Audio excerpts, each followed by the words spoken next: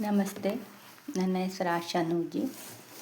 ರಾಮಸಾಂಗತ್ಯ ಎಂಬ ಕಾವ್ಯ ಸಂಕಲನದಿಂದ ಇಂದಿರಾ ಜಾನಕಿ ಎಸ್ ಶರ್ಮಾ ಅವರು ಬರೆದ ಬಾಲಕಾಂಡದ ಭಾಗವು ಮುಕ್ತಾಯವಾಗಿದೆ. ಈಗ ಅಯೋಧ್ಯಾಕಾಂಡ ಎಂಬ ಭಾಗವನ್ನು ನಾನು ಈಗ ಜಾನಪದ ಶೈಲಿಯಲ್ಲಿ ಪ್ರಸ್ತುತಪಡಿಸುವೆ.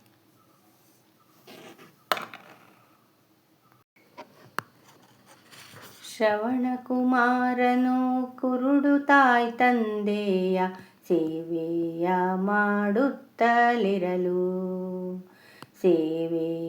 ಮಾಡುತ್ತಲಿರಲು ದಶರಥನ ಶರ ಕಾರಣವಾಯಿತು ಮುನಿಪುತ್ರ ಪ್ರಾಣವ ಬಿಡಲು ಆಧಾರವಾಗಿದ್ದ ಪುತ್ರನು ಸಾಯಲು ವೃದ್ಧಂಗೆ ಹೆಚ್ಚಾಯ್ತು ಕೋಪ. ಮರಣಕ್ಕೆ ನೆಪವಾದ ಅರಸಂಗೆ ಕೊಟ್ಟನು ನೊಂದಿದ್ದ ಮನದಿಂದ ಶಾಪ.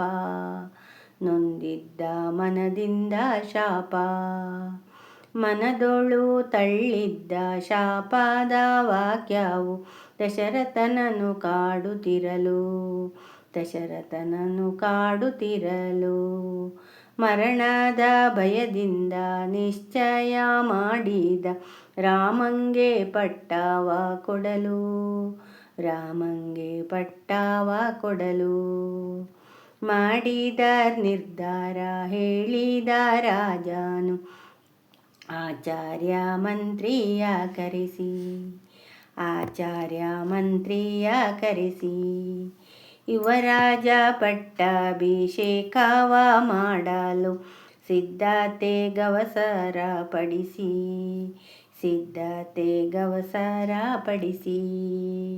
ಶುಭ ಲಕ್ಷ್ಮಣದ ಗಜ ವೃಷಭದ ಜೊತೆಯಲ್ಲಿ ಬೆಳ್ಗೊಡೆ ಚಾಮರವನ್ನು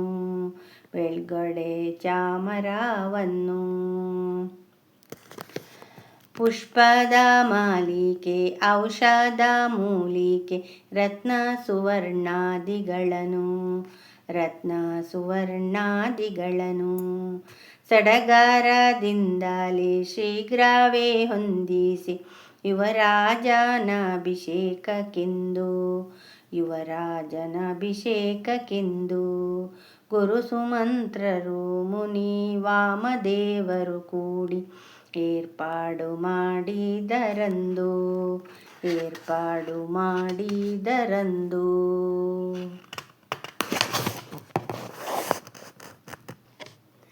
ದಶರಥನಪ್ಪಣೆಯಂತೆ ಸುಮಂತ್ರನು ರಾಮನ ಕರಕೊಂಡು ಬಂದ ತಂದೆಯ ಚರಣಕ್ಕೆ ನಮಿಸಿದ ರಾಘವ ಕೈಗಳ ಮುಗಿಯುತ್ತ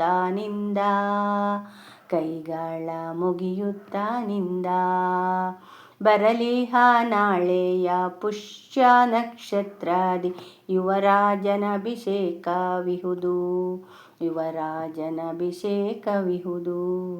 ಅದಕ್ಕಾಗಿ ನೀನಿಂದು ಪತ್ನಿಯ ನೊಡಗೂಡಿ ವ್ರತಗಳ ಮಾಡಬೇಕಿಹುದು.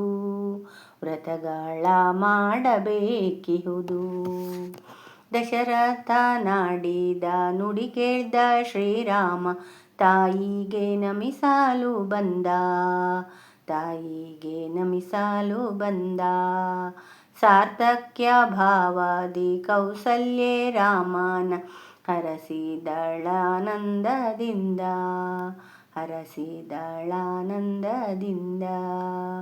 ತಾಯ ಸಿರಿಹರಕೆ ಪಡೆದಂತ ಶ್ರೀರಾಮ ತನ್ನ ರಮನೆಯೆಡೆ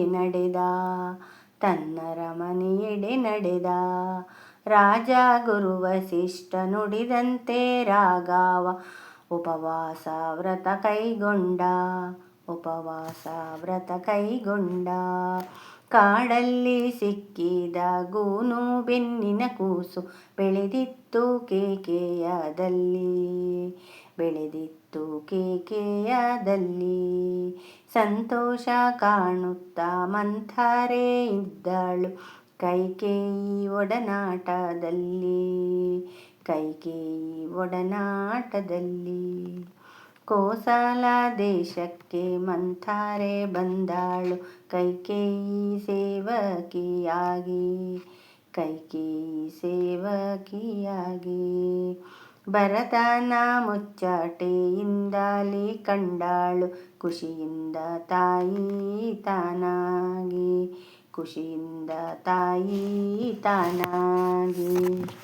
ಪಟ್ಟಾಭಿಷೇಕಕ್ಕೆ ಮಾಡಿದ ಸಿದ್ಧತೆ ನೋಡಿದ ಮಂಥರೆ ಮರುಗಿ.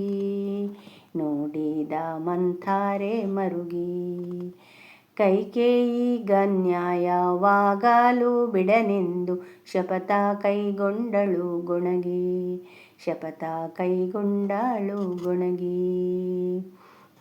ಭರತಂಗೆ ಯುವರಾಜ ಪಟ್ಟವ ಕೊಡಿಸಲು ಮನದಲ್ಲೇ ಸಂಚೊಂದು ಹೂಡಿ. ಕಿರಿರಾಣಿ ಮಂದಿರದೊಳು ಅಡಿ ಇಟ್ಟಾಳು ಕಾಲಾನುಕೂಲತೆ ನೋಡಿ. ರಾಣಿಯ ಕಾಣುತ್ತ ದಾಸಿಯ ಮನದೊಳ ಗೇರಿತು ಕೋಪದ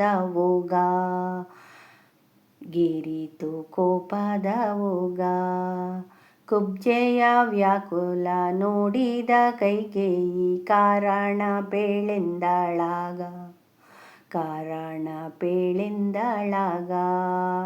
ರಾಮಂಗೆ ಯುವರಾಜ ಪಟ್ಟವ ಕಟ್ಟುವ ವಾರ್ತೆಯ ಪೇಳ್ದಳು ದಾಸಿ. ಮಂಥರೆ ಮಾತಿಂಗೆ ಸಂತೋಷ ಪಟ್ಟಳು ದಶರಥ ಸಾಮ್ರಾಟ ನರಸಿ. ಪ್ರಿಯವಾದ ಸುದ್ದಿಯ ತಂದಿರುವುದಕ್ಕಾಗಿ ದಾಸಿಗೆ ಕೊಟ್ಟಳು ಹಾರ. ಶ್ರೀರಾಮ ಭರತಂಗೆ ಭೇದವ ನೆಣಿಸದೆ ಹರಿಯಿತು ತಾಯೊಲ್ಮೆ ಪೂರ. ರಾಮಂಗೆ ಪಟ್ಟವ ಕಟ್ಟಿದರಾದರೆ ಮೂಲೆ ಗುಂಪಾಗುವೆ ನೀನು. ಕೌಸಲ್ಯೆ ಮೆರೆವಾಳು ಜಂಬಾದಿ ನಿನ ಮುಂದೆ ದಾಸ್ಯ ಮುದುಡುವೆ ನೀನು. ಧನ್ಯವಾದಗಳು.